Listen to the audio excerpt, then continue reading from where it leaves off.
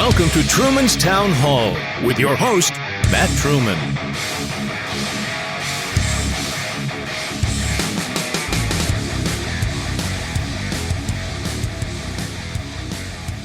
We're going to be here for much longer because of the climate crisis.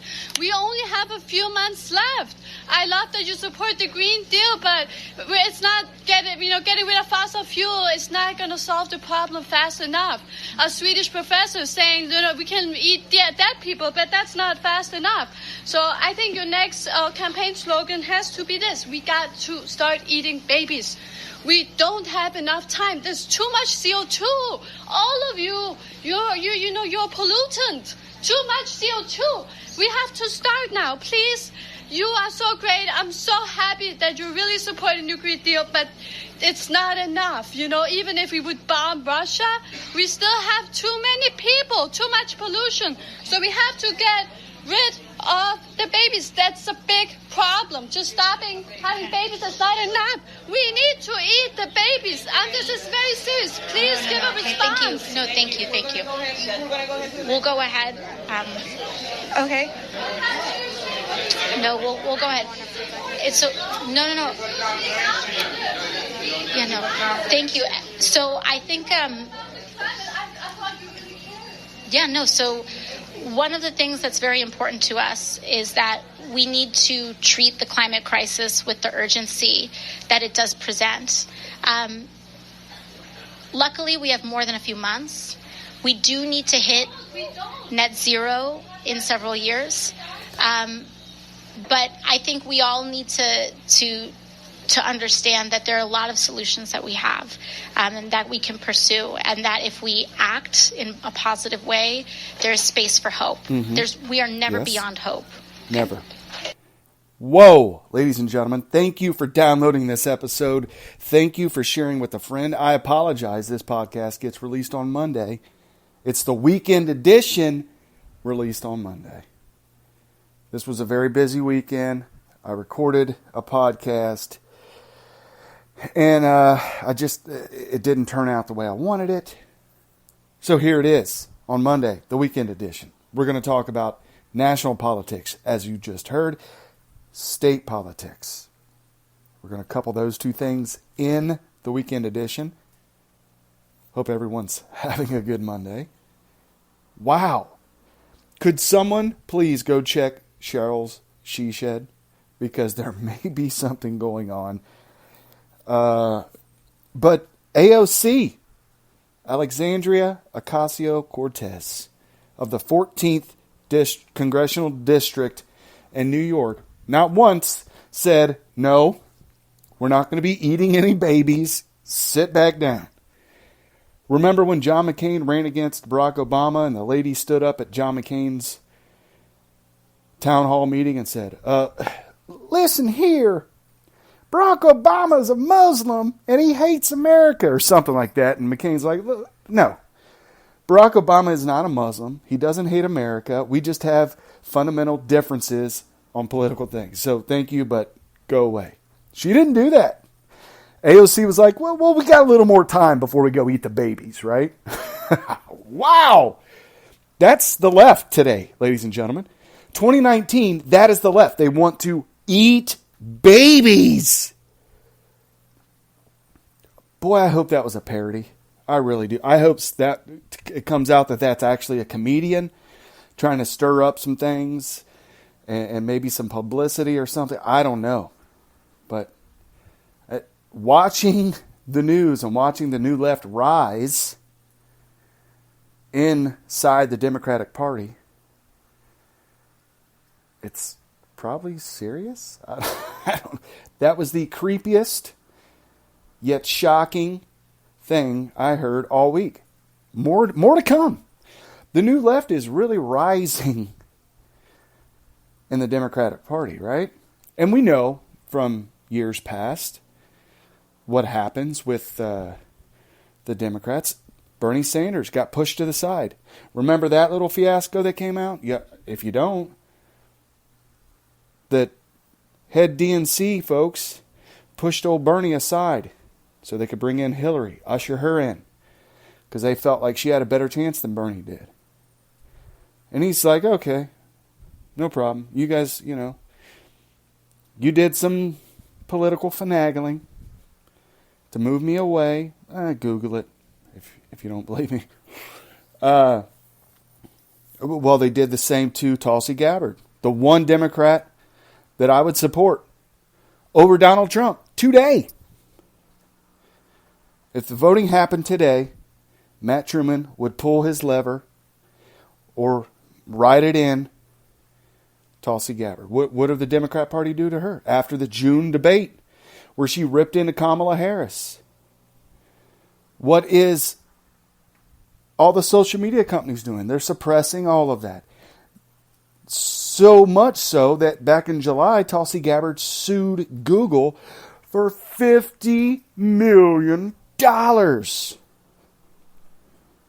a New York Times article from July 25th, 2019. Tulsi Gabbard, Democratic presidential candidate, sues Google for $50 million. Representative Tulsi Gabbard, the long-shot presidential candidate from Hawaii, said in a federal lawsuit that Google infringed on her free speech when it briefly suspended her campaign's advertising account after the first Democratic debate in June. And then right after that, the DNC adjusted some things. You had to raise so much money and you had to poll in such a place. I believe it was above 5% or 5%, something like that, in order to get on the debate stage. Well, she showed, hey, we're polling it on this poll at 5%. We raised this much. It was like, no, that really doesn't qualify because we use this poll, the only poll that, well, she wasn't polling at 5%. So they moved her down the road and it suppressed her voice. One of the real Democrats out there, and we're losing a lot of our real Democrats to this new left, aren't we? She's one of the real Democrats out there actually talking about the things that mean something to everyday America. Stop with all the wars across the world. Balance the budget. Take care of veterans. Things that we all want to see happen, I think. Nobody wants war, right? At least nobody wants war who's actually seen war. I can't really say that either. There's some dudes out there that led the party. Anyway, I joke, I jest when it comes to that. So that's Tulsi Gabbard, right? And I think we've all been warned about how all of this is done. How politics is a dirty game.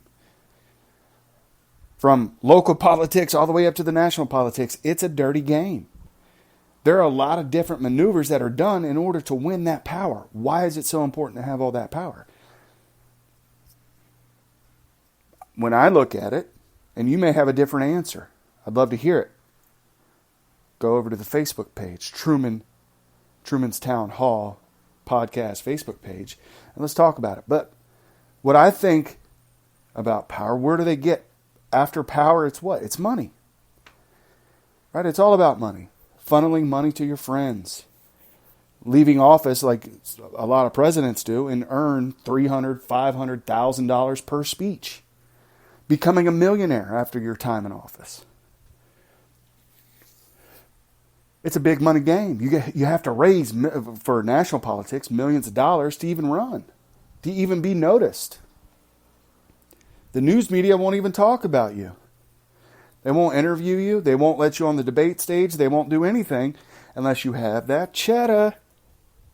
And we've been warned about this time and time again. Time and time again. Eisenhower's farewell speech. I'll play some of that here in a minute. JFK.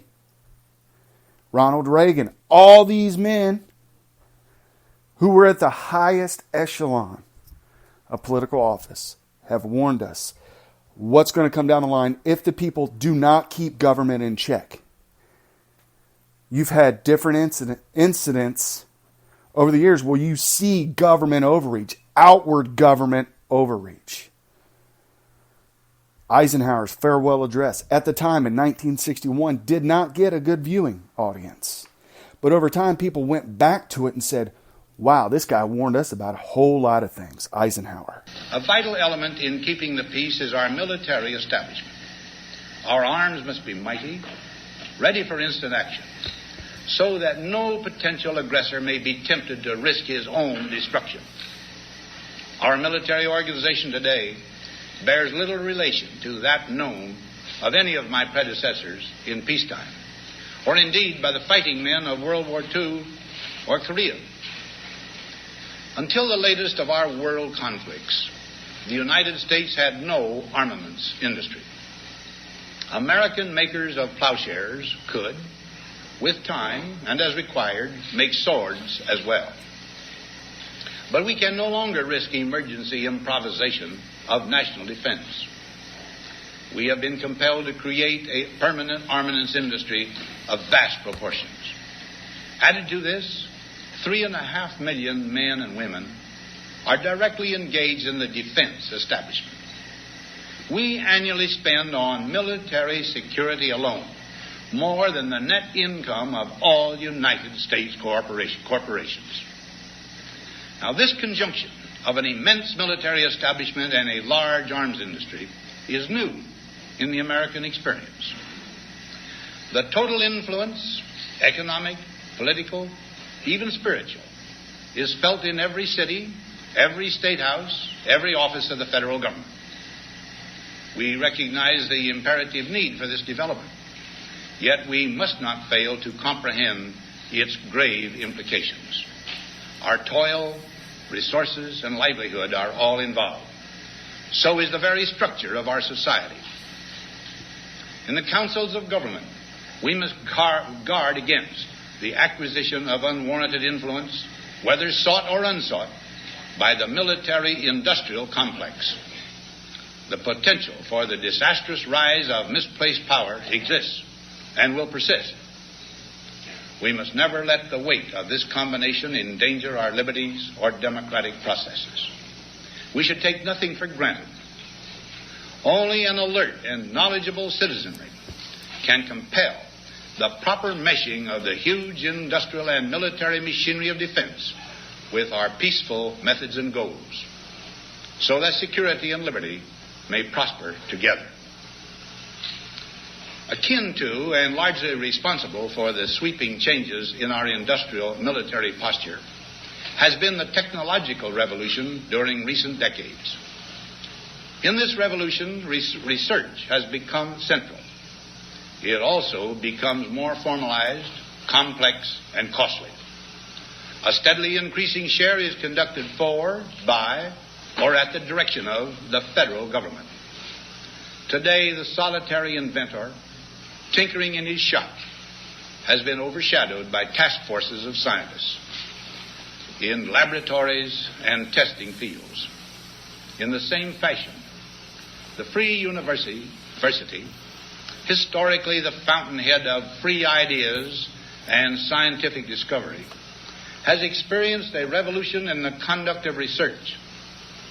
Partly because of the huge costs involved, a government contract becomes virtually a substitute for intellectual curiosity. For every old blackboard, there are now hundreds of new electronic computers. The prospect of domination of the nation's scholars by federal employment, project allocations, and the power of money is ever present and is gravely to be regarded. Yet in holding scientific research and discovery in respect, as we should, we must also be alert to the equal and opposite danger that public policy could itself become the captive of a scientific, technological elite. It is the task of statesmanship to mold, to balance, and to integrate these and other forces, new and old, within the principles of our democratic system, ever aiming toward the supreme goals of our free society. Another factor in maintaining balance involves the element of time. As we peer into society's future, we, you and I, and our government must avoid the impulse to live only for today.